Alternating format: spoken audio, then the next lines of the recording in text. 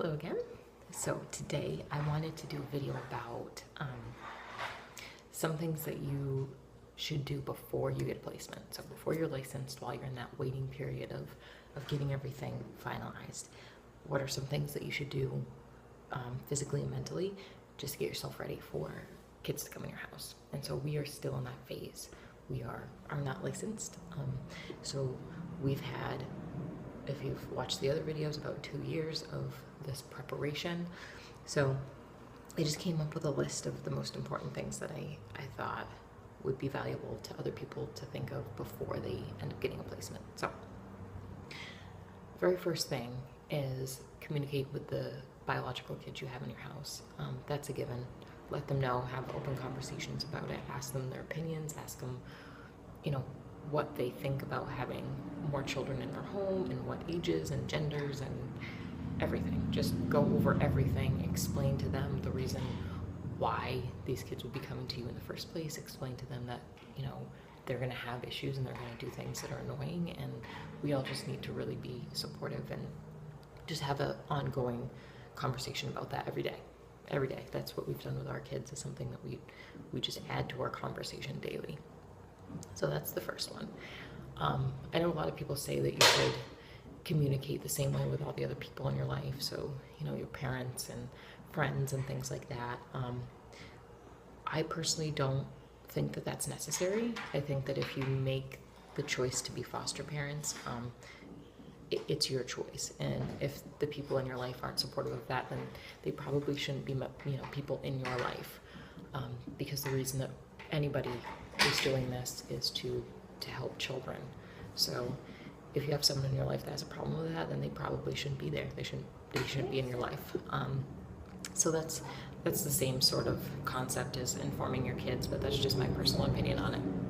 So then the next important thing is you and your partner, or just you if it's just you, need to come up with a list of things that you cannot accept in your home. So behaviors or conditions or situations that a child is in that you cannot accept into your home. And that is something we have thought about very, very hard, and did a lot of research about a lot of different things, and really have a solid list. And our list has 3 things to it. And they're not really very common things. A lot of the videos I've seen are like, if kids, they have a history of hurting cats, or being sexually aggressive or physically aggressive, or, bite, or just sort of things that, happen that are not defining for children, that people just aren't willing to accept. And I understand that, but for our family, with the scenario that we have and the skill sets that we have, our list is a little bit different than a lot of the lists that you'll see. So, number 1, we live in a city, and our front door is very close to a main road. And so for us, a younger child, so, between 5 and 10, that has a history of continuously attempting to run away, we don't feel like we would be able to keep a child that does those sorts of things safe. So the first one is a runner. The second one, we have a primarily vegetarian diet. So with that, we do eat a lot of nuts. So if there was a child that had any sort of nut allergy, could not accommodate. We have nuts all throughout the house. I would have to sterilize the entire house, which would never happen, and then take an entire, source of protein out of our diet and replace it with something else. So peanut allergies we could not accommodate. And the third thing is we have decided that we are going to be taking children 5 to 13. That's our age range. But as I'm sure a lot of people know, you get calls for all ages. And we have decided that we will not be taking any infants, so children 2 and under, unless they are part of a sibling group or a sibling of a child we've already got. So, with that being said, I feel like there's a lot of people that get into foster care because of a lot of different reasons, but from the class that I went to and the conversations I've had with people ongoingly, a lot of people are looking for new little babies, and they have the reasons for that, but we are not. We are not looking for babies. We are looking for older kids, and so we feel like there would be a family better suited to taking infants in our area than us, so we would have to say no to those phone calls. And that's it. Those are our 3 standards. We can handle everything else. My husband and I have, our children currently are 21 to 7, so we're pretty skilled at dealing with children at various ages and the things that come with it. Like I said, we also have a home daycare, so we're pretty comfortable with a huge range of children and their behaviors. So we really made a list that is stuff that is personal preference, not necessarily a behavior we're unwilling to deal with. It's just stuff that we really, honest to God, don't think we could, with putting everything in place to make it better. Sorry, I have a little kiddo here right now.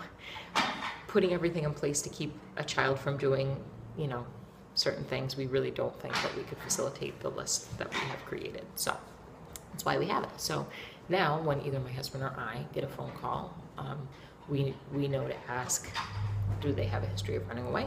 Are they allergic to nuts of any type? And what is their age? And if they, we can check off each of those boxes, then it's a yes. And if one of those boxes is in question, then it's a no. So it sort of simplifies it for us. So we don't have to think about it, because the thing is, once you're licensed and you start getting those phone calls, you're going to want to say yes to everything that happens. Every single one. You want to save everyone. And I know my personality, and I'm going to want to do that, as well as my husband. So it's good to just have that list beforehand and just have it in your mind, have it written down, and that's just law. The next thing is, it's pretty common sense. If you have biological children, let them know what the plan is. Let them know that you're going to be bringing foster kids into the house, and ask them how they feel about it, what ages they would like to have in the house, or genders, or just have an ongoing conversation with them about what is going to be happening. So our children, we've had a daycare for years, and so they are really, really accustomed to kids coming in and out and sharing their parents and their living space and their toys and their everything with other children. So that makes it a little bit easier for us, given daycare has a allotted amount of time and then ends at the end of the day. It's still a bit of conditioning that our children have had that will make it easier to transition into foster care. Another thing, bedrooms. Set bedrooms up, have extra blankets in the rooms, have the rooms set up, have them, kid friendly. We have, a room that is for a teenager, it's neutral. We have a room with bunk beds that's for, a younger set of boys, and then another one for girls, and then we have another one that is more or less just it's just a bedroom. It doesn't have any sort of preference in it. It is a bed with a dresser and neutral decorations and such. So I think that's good. Get the bedrooms up, so if someone comes in, it's not like, oh my God, I have no sheets, I have no nothing, everything's a mess, what am I going to do? Well, no, we have a room tailored to somewhat of what your needs are going to be. You can go there. And with that, the same thing, somewhat with clothing. So if the kids are younger, they're not going to care what they're wearing so much. But like I said, we are going to be taking a little bit older children. So if they're 13, they're not going to want to wear used clothes. And I think that it's important, to facilitate them having nice new things within reason. So yes, I think you should start to hoard some clothes, just in a pinch for that first 12 hours or so that you have a kid. But I also think you need to allot a little bit of savings for new placements. So whatever they need, shoes, clothes, whatever. A little bit of money. And with that, I have also set up we got these little cardboard decorated boxes from Michael's. And I have notes, so that's what I'm looking at.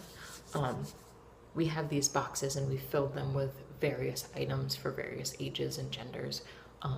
So like we have one box that's for, you know, a preteen that has like toothbrush and body wash and hair gel and deodorant and hair ties and personal items that they would need.